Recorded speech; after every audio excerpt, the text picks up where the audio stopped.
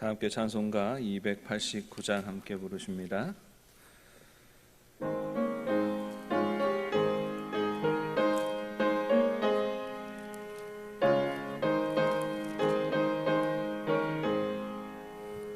주 예수 내 맘에 들어와 계신 후 변하여 새 사람 되고 내가 늘 바라던 참빛을 찾음도 주 예수 내 맘에 오심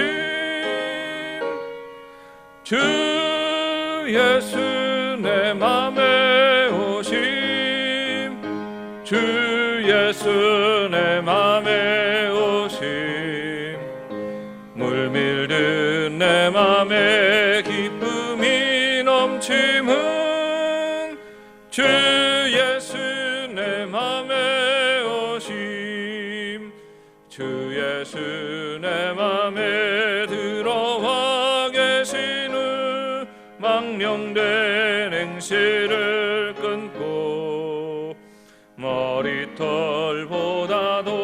더 많던 내 죄가 눈보다 더 희어졌네 주 예수 내 맘에 오심 주 예수 내 맘에 오심 물밀듯 내 맘에 기쁨이 넘침은 주 예수 내 맘에 오심 내 맘에 소망을 든든히 가짐은 주 예수 내 맘에 오심 의심의 구름이 사라져 버림도 주 예수 내 맘에 오심 주 예수 내 맘에 오심 주 예수 내 맘에 오심 물밀듯 내 맘에 기쁨이 넘침은 주 예수 내 맘에 오심 사망의 음침한 골짜기 가다가 밝은 빛 보련히 비쳐 저 멀리 하늘문 환하게 보임도 주 예수 내 맘에 오심 주 예수 내 맘에 오심 주 예수 내 맘에 오심 물밀듯 내 맘에 기쁨이 넘침은 주 예수 내 맘에 오심 내가 저 전성에 올라가 살기는 주 예수 내 맘에 오심 전성에 올라가 주님을 뵈리니 그 기쁨 비길 데 없네 주 예수 내 맘에 오심 주 예수 내 맘에 오심 물밀듯 내 맘에 기쁨이 넘침은 주 예수 내 맘에 오심 아멘. 이 시간 우리에게 주시는 하나님 말씀은 열왕기하 10장 1절부터 11절까지 말씀입니다. 오늘의 말씀은 열왕기하 9장과 10장의 말씀인데 오늘 말씀 봉독은 열왕기하 10장 1절부터 11절까지 말씀을 봉독하겠습니다. 책을 펴두시고 9장과 10장의 내용을 또 함께 공부하도록 하겠습니다. 봉독하겠습니다.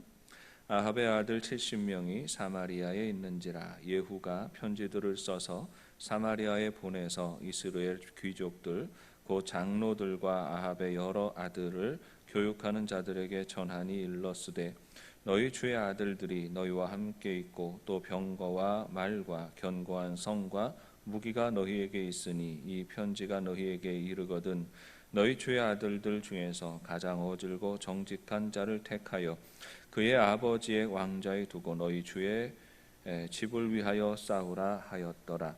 그들이 심히 두려워하여 이르되 두 왕이 그를 당하지 못하였거든 우리가 어찌 당하리요 하고 그 왕궁을 책임지는 자와 그 성읍을 책임지는 자와 장로들과 왕자를 교육하는 자들이 예후에게 말을 전하여 이르되 우리는 당신의 종이라 당신이 말하는 모든 것을 우리가 행하고 어떤 사람이든지 왕으로 세우지 아니하리니 당신이 보기에 좋은 대로 행하라 한지라.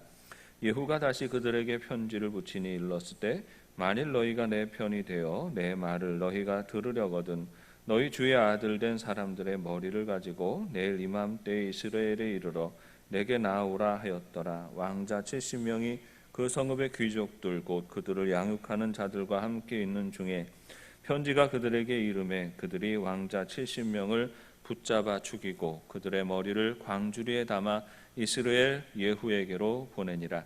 사자가 와서 예후에게 전하여 이르되 그 무리가 왕자들의 머리를 가지고 왔나이다. 이르되 두 무더기로 쌓아 내일 아침까지 문 어귀에 두라 하고 이튿날 아침에 그가 나가 서서 뭇 백성에게 이르되 너희는 의롭도다. 나는 내 주를 배반하여 죽였거니와 이 여러 사람을 죽인 자는 누구냐.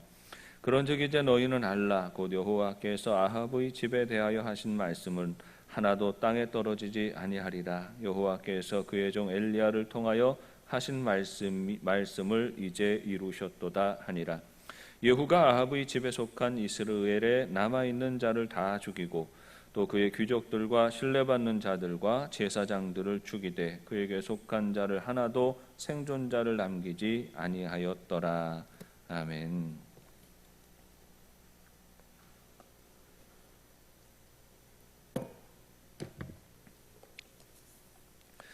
저는 목회를 하면서 인간이란 이런 것이구나 하는 생각을 할 때가 많습니다. 특별히 우리 인간이 드러나는 겉모습이 아니라 인간들의 그 저속 밑바탕에 있는 그런 모습들을 발견할 때가 많이 있어요. 그래서 사실은 겉보기로는 화려하고 아름답지만 그 속은 아주 추잡하고 어려운 사람들이 있는 것이고 또 겉보기로는 아주 가난하고 병들고 어려워도 그 속에는 참된 행복이 있는 사람이 있다는 것을 분별하게 되었습니다.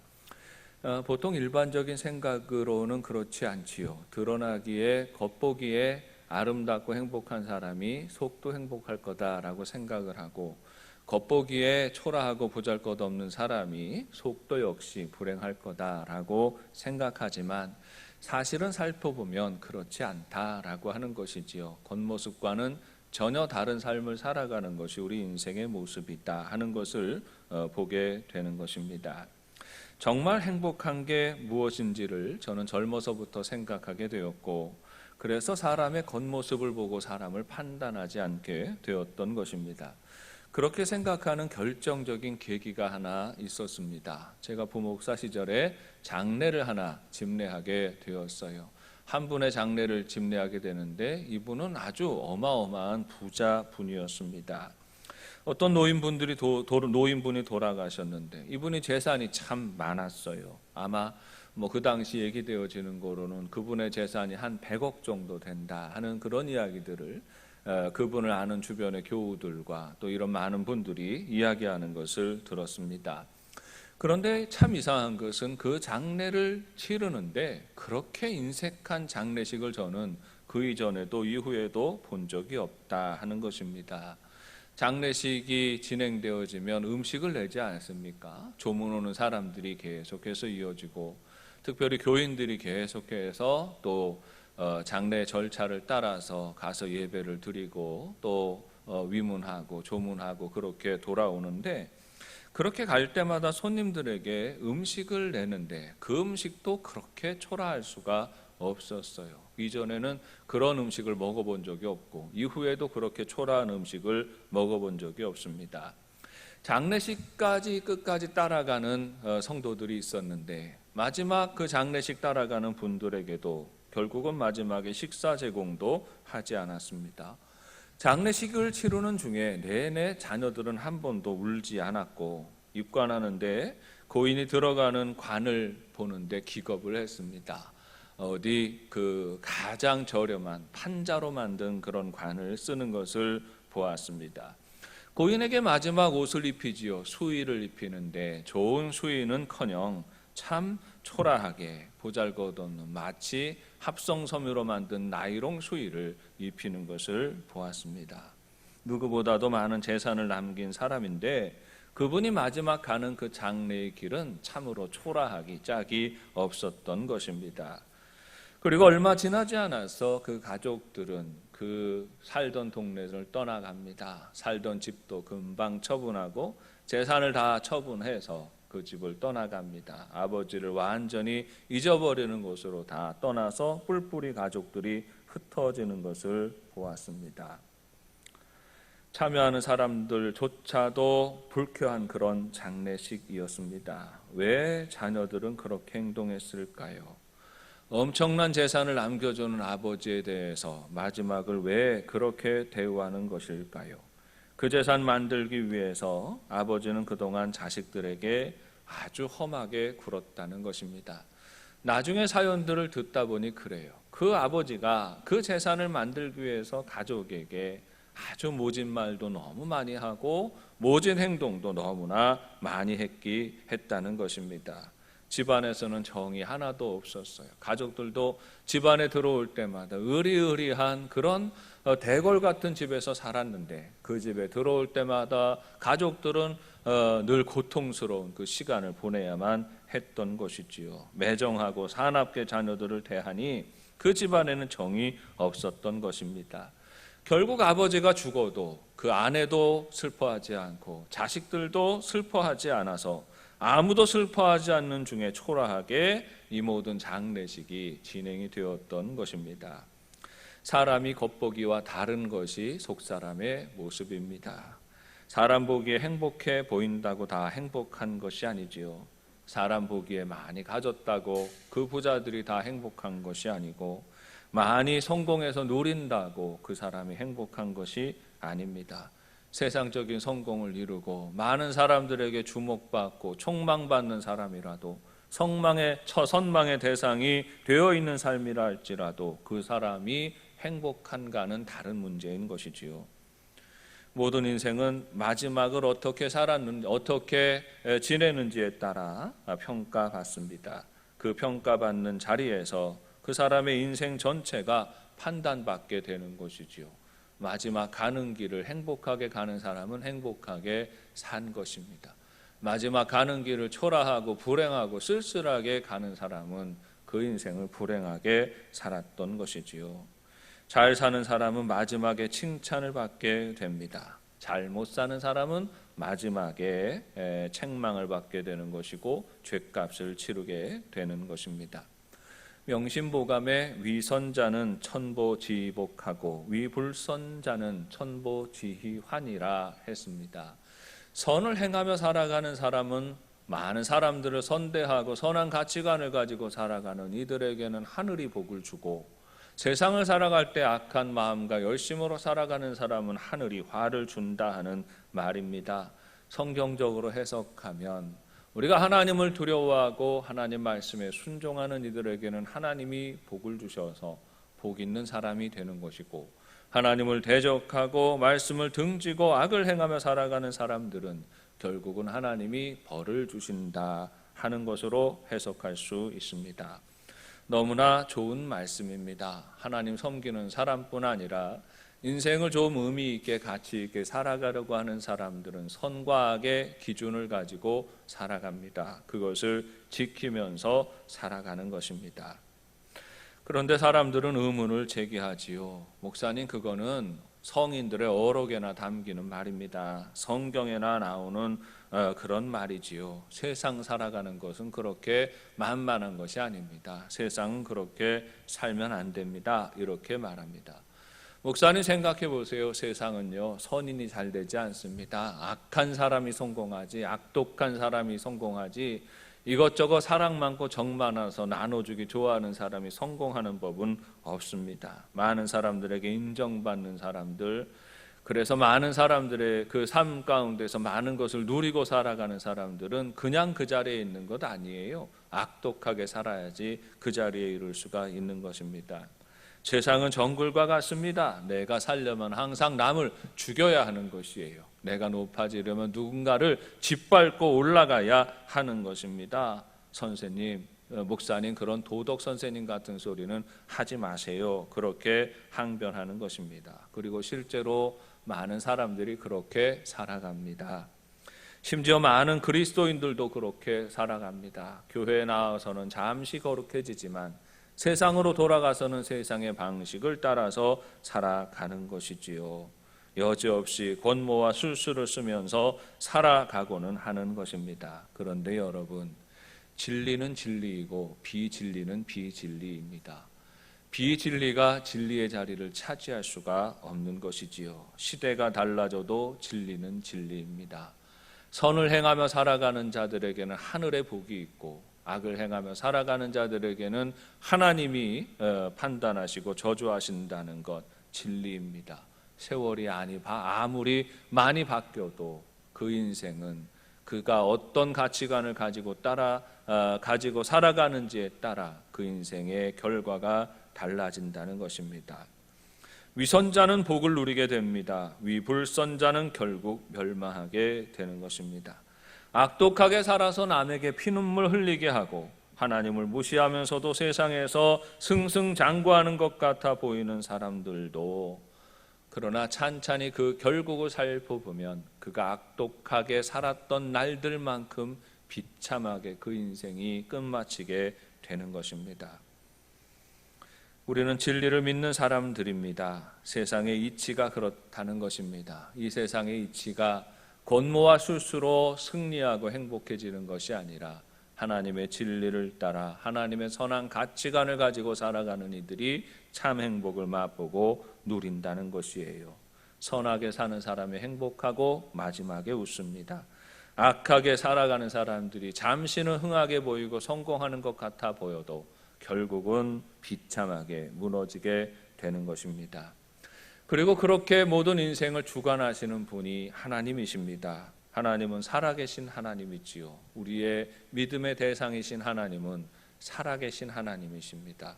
이전에도 역사를 주관하시는 분이셨고 지금도 역사를 주관하시는 분이시고 앞으로도 우리 모든 인생의 모든 역사를 주관하시고 다스리시는 분이십니다.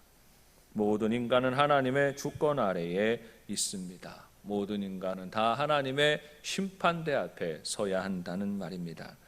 오늘날의 믿음은 가치관 싸움입니다. 세상의 역사와 전혀 다른 하나님의 말씀을 진리로 믿고 받아들이고 살아가는지, 아니면 여전히 세상의 가치를 추앙하며 거짓된 방식으로 살아가는지로 나누어지는 것입니다.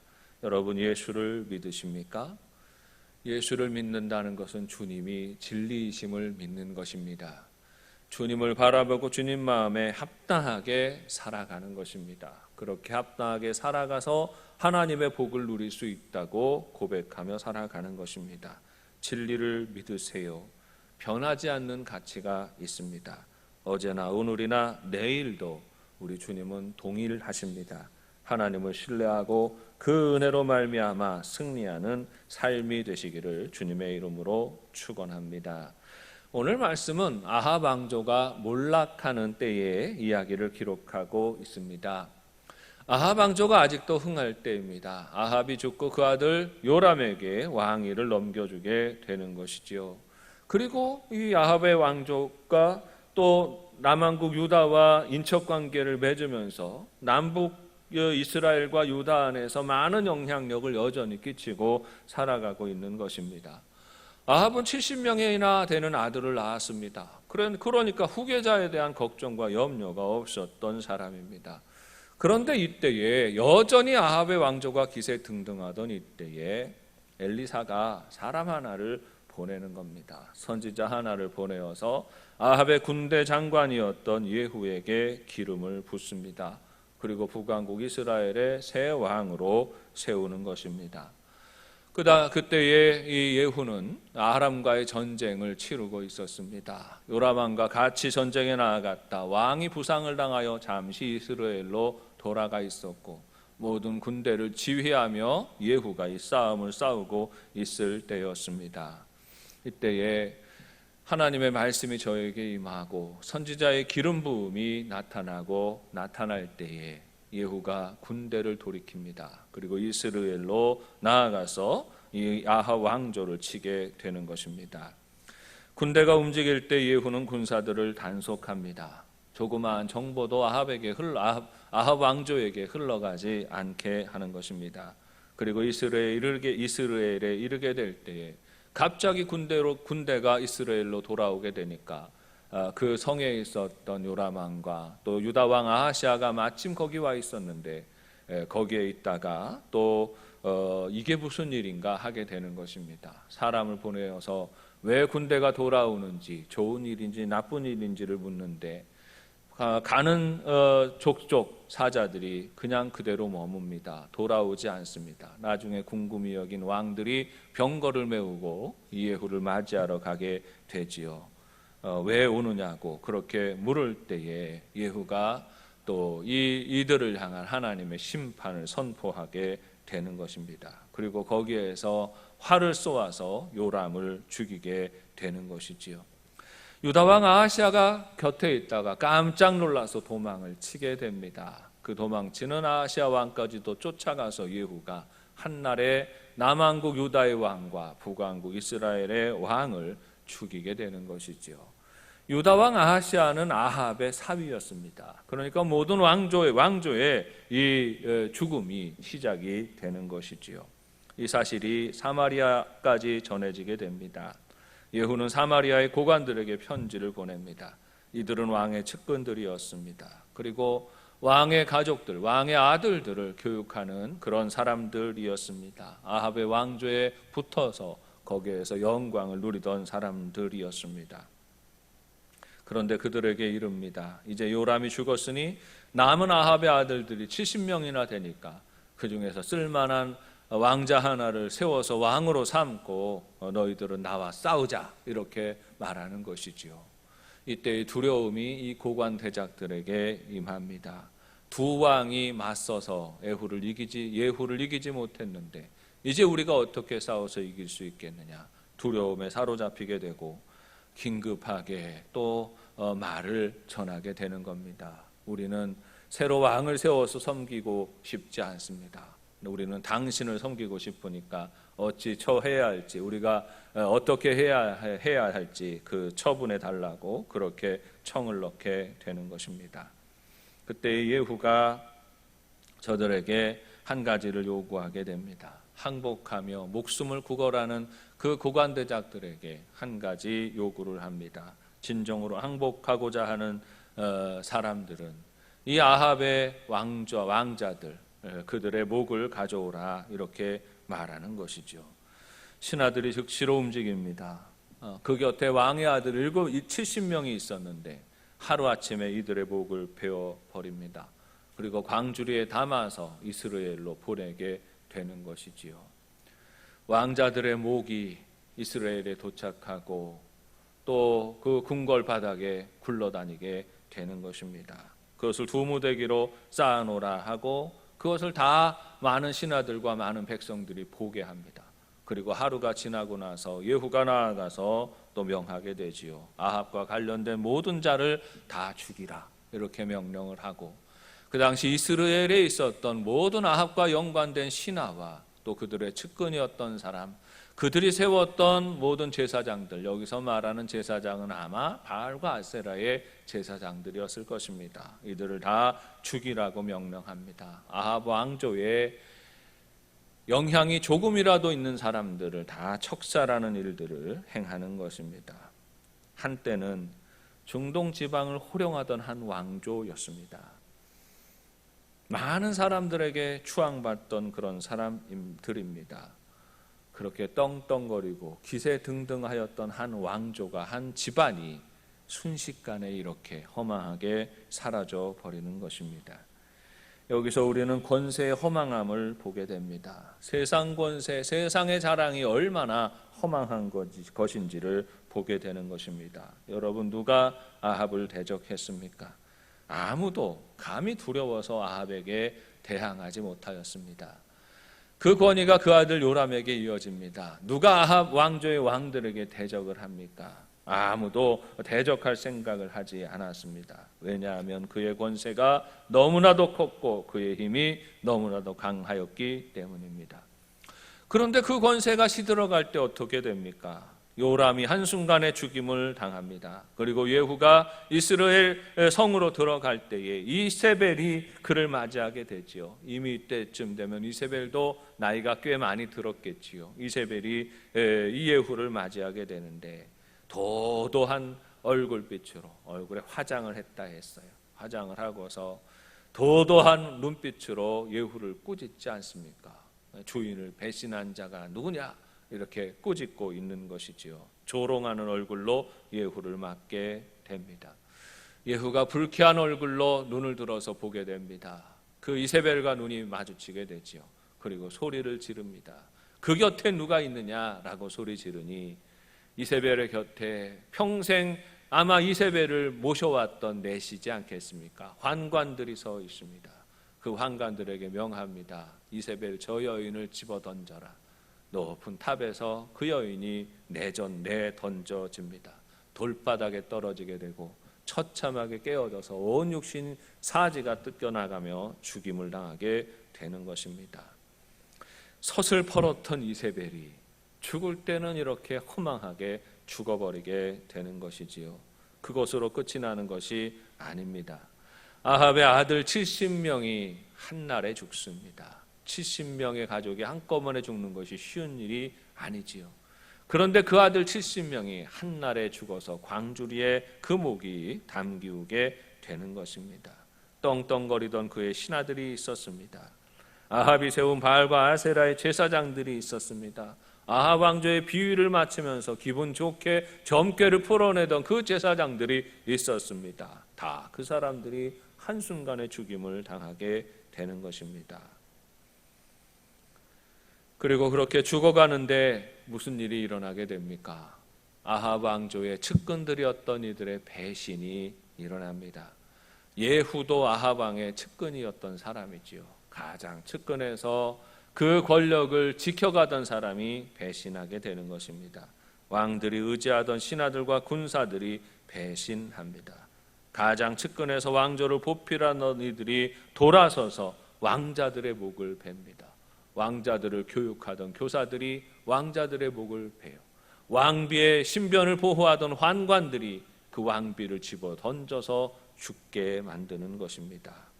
형체를 찾아보기 힘들 정도로 처참하게 죽게 되는 것이지요. 여러분, 권력이란 그런 겁니다. 아무리 떵떵거리고 아무리 가장 높은 지위에 올라가는 것처럼 무소불위의 권력을 휘두르는 것 같아 보여도, 그런데 그 권력은 한 곳에 머물러 있지 않는 것이지요. 권력은 옮겨 다니게 되는 것이고, 그 권력이, 그 힘이 떠나갈 때가 되면 한순간에 비참해지는 것이지요. 손가락 하나로 움직이던 수족 같은 이들이 권력이 사라지는 순간에는 그 왕을 배신하고 그 왕의 목을 베는 자가 되는 것입니다. 내던져서 죽게 하는 존재가 되는 것입니다. 사람이 무엇을 바라보고 무엇을 의지하고 살아가야 하는지를 여실히 보여주는 것입니다. 세상의 권세는 얼마나 허망한지 모릅니다. 물질의 기반과 명예와 또 세상의 모든 자랑들은 참 허망합니다.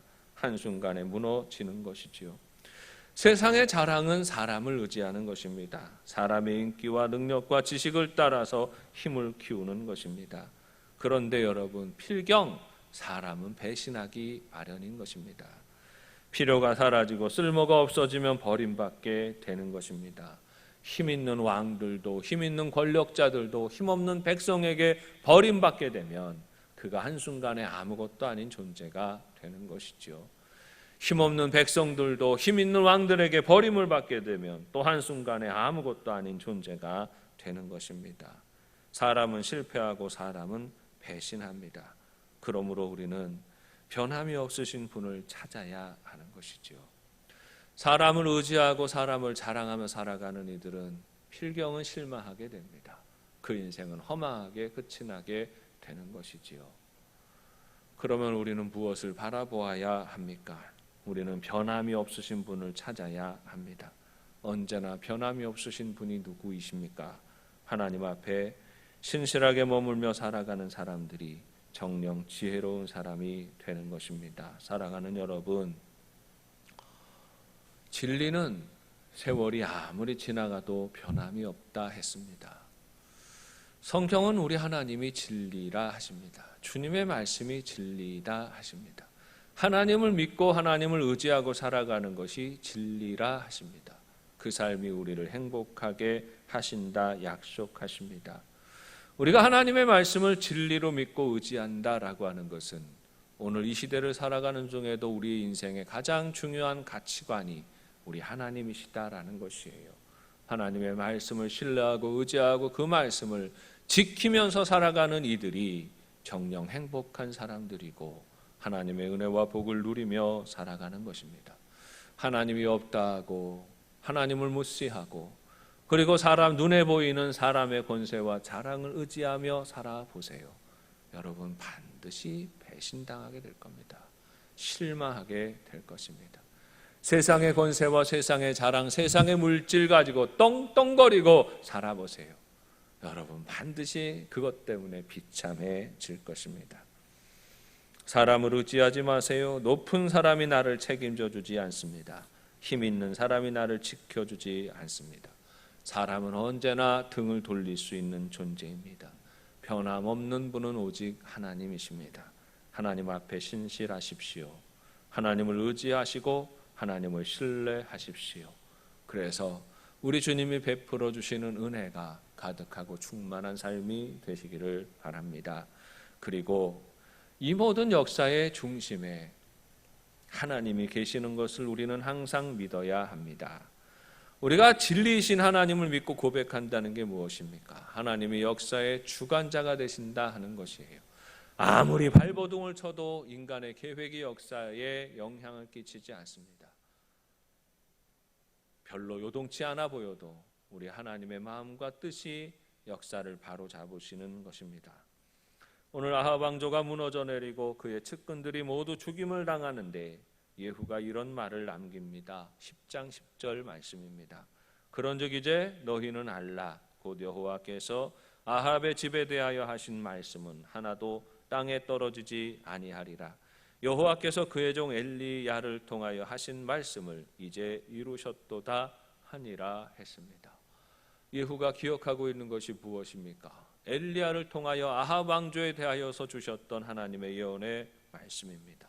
아합 왕조가 오늘날 이렇게 처참하게 몰락하는 것이 무엇입니까? 하나님이 이미 정하신 일이고 하나님이 뜻하신 일이고 하나님이 말씀하시는 일이기 때문에 이제 정하신 하나님의 때의 이 일이 이루어지고 있다고 말하는 것입니다. 아합 왕조가 순식간에 허물어지는 일은 이미 하나님이 말씀하신 내용입니다. 이후에 예후의 행적을 보면 예후가 진정으로 하나님을 두려워하고 신실하게 살았던 인물은 사실 아닙니다. 예후가 다윗 왕처럼 그렇게 신실한 그랬던 사람은 아니에요. 어찌 보면 불신자로 살아가고 불신자 운명을 가지는 사람입니다. 그러나 하나님은 이 아합 왕조를 허물기 위하여서 예후를 사용하시는 것이죠. 악인을 들어서 또 다른 악인을 치시고 그 악인을 또 그 다른 악인을 들어서 이 악인을 치시고 하는 그 모든 역사의 과정 안에서 항상 의인을 들어서 어떤 일을 하시는 것도 하나님이 하시지만 악인의 운명을 통하여서도 하나님은 역사를 바꾸시고 역사를 주도해 나아가신다는 것입니다. 그런데 그 일이 무엇이에요? 이 예후를 들어서 사용하시는 것조차도 돌아보니 그것이 다 하나님의 말씀이었고 하나님의 뜻이었다는 것을 고백하게 되는 것입니다. 성경이 증거하는 바가 이것이지요. 역사는 말씀하신 바가 이루어지는 것이 역사입니다. 우리 인류의 역사는 우리 인류가 어떤 노력과 수고와 열심과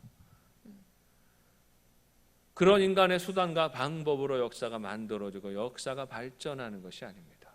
오늘날까지 이어져 온 모든 역사를 주관하시는 분은 여호와 하나님이십니다. 하나님은 뜻을 세우시고 선지자들을 통하여 증거하십니다. 오늘날은 기록된 성경의 말씀을 통하여 마땅히 우리 인생이 살아갈 바를 가르쳐 주십니다.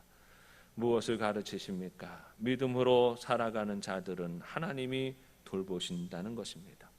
때로는 고난이 오고 때로는 환난이 이어져도 믿음을 지키며 살아가는 이들, 하나님 바라보며 살아가는 이들을 하나님은 결국은 존귀하게 세우십니다.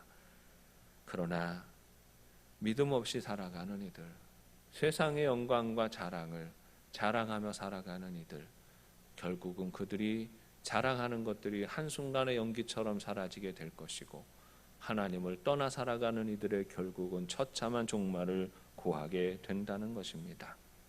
사랑하는 여러분, 하나님의 말씀의 권세를 믿으십시오. 우리가 이 세상을 살아갈 때 무엇을 믿고 살아갑니까? 인간은 무엇인가를 믿고 살아가지요. 눈에 보이는 것, 사람의 것을 의지하고 살아가는 인생은 필경 실패하는 인생이 됩니다. 그러나 하나님의 말씀을 붙들고 살아가는 인생을 하나님은 더욱 존귀하게 세우시는 것입니다. 우리 믿음의 실체가 이것입니다. 하나님 말씀을 믿는 것이 믿는 것이에요. 하나님이 말씀하신 대로 되어질 것입니다. 지금까지도 하나님이 말씀하신 대로 이어져 왔고 앞으로의 역사도 하나님이 말씀하신 대로 이어질 것입니다. 하나님을 대적하며 오만방자하게 행동하는 이들이 세상의 인기를 가지고 권세와 권력을 가지고 세상의 영광을 취하는 것 같아 보여도 그들의 결과가 어떠한지를 지켜보시기 바랍니다. 하나님을 두려워하는 마음으로 날마다 겸손하게 엎드리며 살아가는 이들이 세상을 살아갈 때에 비록 많은 것을 가지고 많은 것을 누리지 못한다 할지라도 그 인생 가운데 하나님이 어떤 행복을 더하여 주시는지를 지켜보시기를 바랍니다. 그 인생을 지켜보며 그 인생 가운데 참된 행복이 무엇인지를 분별하는 것이 지혜이지요. 세상은 악인이 흥하는 것 같아 보여도 결국은 그 악인은 심판에 이르게 됩니다. 의인이 고생하는 것 같아 보여도 결국은 그 의인이 하나님의 은혜로 존귀하게 세움을 받는 것입니다. 악인이 잠시 잘되고 성공하는 듯 보일 때에도 그것을 부러워하지 마십시오. 악인의 삶은 바람에 나는 겨와 같습니다. 부하게 일어나는 것 같지만 그 바람이 사라지면 어디에 있었는지 찾을 수 없을 만큼 사라져버리는 게 악인의 운명이에요. 바람이 불면 사라지는 것들입니다. 우리 모든 인생의 판단자가 되시는 우리 하나님을 믿으십시오. 하나님을 두려워하고 그 말씀을 지키십시오. 하나님의 말씀이 여러분을 지키실 것입니다. 기도하겠습니다. 사랑이 많으신 아버지 하나님, 은혜를 감사합니다. 우리 인생의 참된 소망이 하나님께 있음을 고백합니다. 세상의 영광과 세상의 소유가 우리를 행복하게 하는 것 아니라 살아계신 하나님 고백하며 동행하는 삶이 우리를 바르게 하고 우리를 풍성하게 하는 것임을 깨닫습니다. 하나님이 세상에서 악인이 잘 되는 것 같아 보일 때에 그것을 부러워하지 않는 지혜를 저희들에게 허락하여 주옵시고 묵묵히 하나님 말씀 기억하고 그 말씀 의지하며 살아가는 삶이 되게 하여 주옵소서. 예수님의 이름으로 기도합니다. 하늘에 계신 우리 아버지, 아버지의 이름을 거룩하게 하시며 아버지의 나라가 오게 하시며 아버지의 뜻이 하늘에서와 같이 땅에서도 이루어지게 하소서. 오늘 우리에게 일용할 양식을 주시고 우리가 우리에게 잘못한 사람을 용서하여 준 것 같이 우리의 죄를 용서하여 주시고 우리를 시험에 빠지지 않게 하시고 악에서 구하소서. 나라와 권능과 영광이 영원히 아버지의 것입니다. 우리 연하여서 세 가지 기도 제목을 가지고 함께 기도하도록 하겠습니다. 먼저는 세상 속에서 하나님의 백성들을 지켜주시고 주님의 말씀의 권능과 권세로 인도하여 주시옵소서. 하나님, 우리의 걸음걸음이 하나님 앞에 올바른 삶으로 나아가기 원합니다. 가치관이 매우 혼란한 시대이오나 하나님, 저희들에게 지혜를 주시어서 거룩한 하나님의 뜻을 잘 분별하게 하시고 마음을 다해 순종하며 살아가게 하옵소서. 우리 자신이 하나님 앞에 인정받는 삶이 되도록, 하나님의 뜻을 이루는 삶이 되도록 기도하십니다. 나라와 민족을 위해서 기도하실 때에 하나님, 이 나라 이 민족 다스려 주시고 거짓과 불의가 사라지게 하시고 이 나라의 위정자들이 하나님을 두려워하는 마음으로 나라를 다스려가게 하시고 이 땅에 악하고 음란하고 거짓된 가치관들이 다 무너지고 거룩한 가치관이 바로 서는 나라가 되게 하여 주옵소서. 찢어지고 나누어진 백성들의 마음이 하나로 뭉쳐지게 하시고 예수님의 은혜와 예수님의 사랑으로 서로 인정하고 존중하는 아름다운 민족 되게 하여 주옵소서 기도하십니다. 세 번째로, 코로나19의 전염병을 차단하여 주시고 병에서 놓여서 모든 이전의 생활의 자유를 회복할 수 있도록 인도하여 주옵소서 기도하십니다. 속히 백신과 치료제가 개발이 되게 하여 주시고 이것이 빨리 보급이 되어서 또 모든 전 세계인들이 다시금 일상의 날들을 회복하는 은혜가 있게 하여 주옵소서 기도하십니다. 주님의 교회를 지켜주셔서 성령 충만하게 하시고 믿음의 가정들마다 평강의 복이 나타나게 하여 주옵소서 기도하십니다. 우리 사업장마다 하나님 복을 더하여 주시어서 가게들은 손님이 가득하게 하시고 일터들마다 일거리가 끊어지지 않도록 인도해 주옵소서 기도하십니다. 우리 교회 은혜관 건축이 하나님의 도우심으로 말미암아 순적하게 진행이 되게 하시고 모든 공사가 진행되어지는 가운데 작은 안전사고도 없게 하여 주시고 모든 계획대로 차근차근 잘 진행되는 역사가 일어나게 하여 주시고 이 일로 말미암아 우리 교회는 다시 한번 하나님의 거룩한 꿈을 꾸고 하나님의 복된 은혜 가운데 든든하게 성장하는 귀한 부흥의 역사를 쓸 수 있도록 은혜를 주옵소서 기도하십니다. 다 함께 기도하시겠습니다.